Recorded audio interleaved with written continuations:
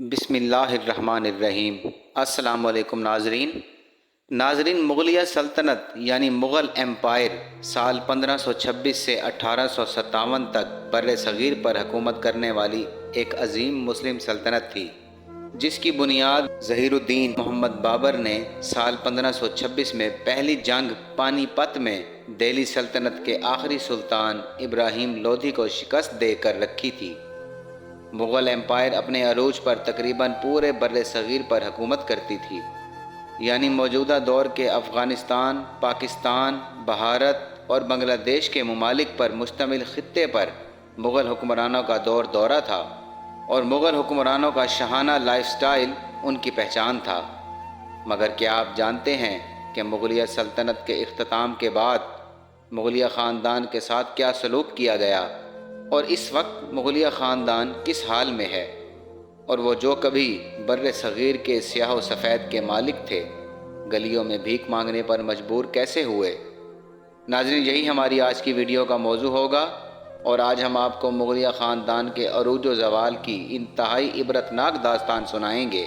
ناظرین، یہ بات ہے سال 1858 کی، جب انگریزوں نے سکھوں کی مدد سے مغلیہ سلطنت کے آخری تاجدار بہادر شاہ ظفر کو غدر کے مقام پر شکست دی اور دہلی پر مکمل قبضہ کر لیا، تو انگریزوں نے بہادر شاہ ظفر کو ان کے اہل خانہ سمیت ایک چھوٹی سی کوٹری میں قید کر دیا، اور کچھ ہی دنوں بعد انگریزوں نے ان کے 20 بیٹوں میں سے 18 کو سرے عام قتل کر دیا۔ مغل حکمران بہادر شاہ ظفر کے صرف 2 ہی بیٹے مرزا جوان بخش اور مرزا شاہ عباس زندہ بچے، اور انہوں نے ہی مغل خاندان کی نسل کو آگے بڑھایا۔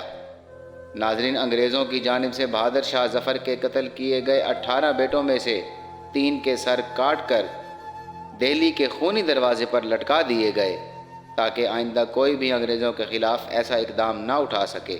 ناظرین، اتنی سفاکی کے بعد بھی جب انگریزوں کو چین نہ آیا تو انہوں نے بہادر شاہ ظفر پر غداری اور فریب دہی کا مقدمہ چلایا۔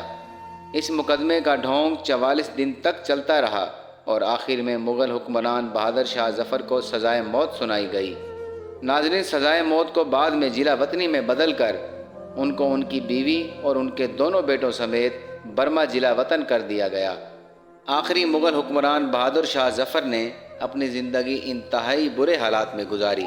سال 1862 کو جب برما میں بہادر شاہ ظفر کی وفات ہوئی تو انگریزوں نے ان کے دونوں بیٹوں کو ہندوستان واپس نہ جانے کی شرط پر زندہ رکھا۔ ناظرین، انگریز اس بات سے بخوبی واقف تھے کہ اگر یہ دونوں شہزادے ہندوستان واپس آ گئے تو مغل بادشاہ بہادر شاہ ظفر کی اولاد کی حیثیت سے یہ ہمارے خلاف کسی بھی نوعیت کا اقدام اٹھا سکتے ہیں۔ اسی وجہ سے انگریزوں نے مرزا جوان بخش اور مرزا شاہ عباس کو پھر دوبارہ کبھی ہندوستان کا رخ نہ کرنے دیا، اور یوں ان دونوں شہزادوں نے اپنی باقی کی تمام زندگی رنگون میں گزاری۔ ناظرین، جہاں تک ان دونوں شہزادوں کی ازدواجی زندگی کا سوال ہے تو بعض مورخین کے مطابق مرزا شاہ عباس کی شادی رنگون کے ایک سوداگر کی بیٹی سے ہوئی، جن سے ان کی کئی اولادیں ہوئیں، جو آج کے دور میں بھی غربت کی وجہ سے رنگون کے ایک علاقے میں کچی گلیوں کی بدبودار جھگیوں میں رہنے پر مجبور ہیں۔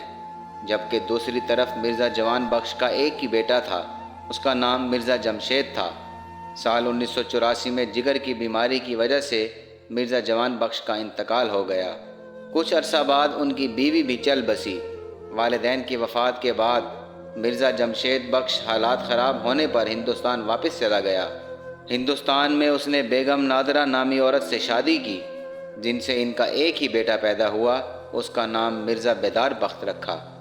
ناظرین، مرزا بیدار بخت ابھی چھوٹے ہی تھے جب ان کے والدین کا انتقال ہو گیا، اور والدہ کی وفات کے بعد مرزا بیدار بخت چھوٹے موٹے کام کر کے اپنا گزر بسر کرتے رہے اور اپنی اصل پہچان سب سے چھپائے رکھی۔ ناظرین، سال 1947 کو آزادی ملنے کے بعد مرزا بیدار بخت کی اصل شناخت کے بارے میں جب سب کو معلوم ہوا تو ان کو آخری مغل حکمران بہادر شاہ ظفر کے پڑپوتے کی حیثیت سے ہندوستان کی سرکار کی طرف سے بھیک کے طور پر ماہانہ کچھ پینشن دی جانے لگی۔ سال 1950 کی دہائی میں مرزا بیدار بخت نے سلطانہ بیگم نامی عورت سے شادی کی، جن سے ان کی 5 بیٹیاں اور ایک بیٹا پیدا ہوا۔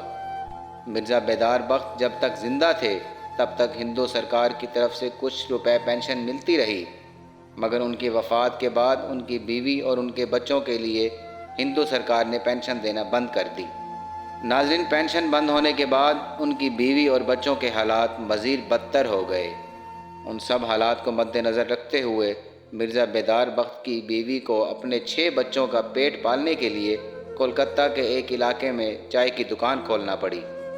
سلطانہ بیگم کو بہادر شاہ ظفر کے پڑپوتے کی بیوہ ہونے کی حیثیت سے ہندو سرکار کی طرف سے ایک سرکاری مکان بھی دیا گیا تھا، جو کہ 1983 کے اختتام تک ان سے واپس لے لیا گیا۔ ناظرین، سرکاری مکان واپس دینے کے بعد آخری مغل بادشاہ بہادر شاہ ظفر کے پڑپوتے کی بیوہ اور ان کی اولاد بھی کولکتہ کے ایک چھوٹے سے 2 کمرے کے مکان میں زندگی گزارنے پر مجبور ہیں۔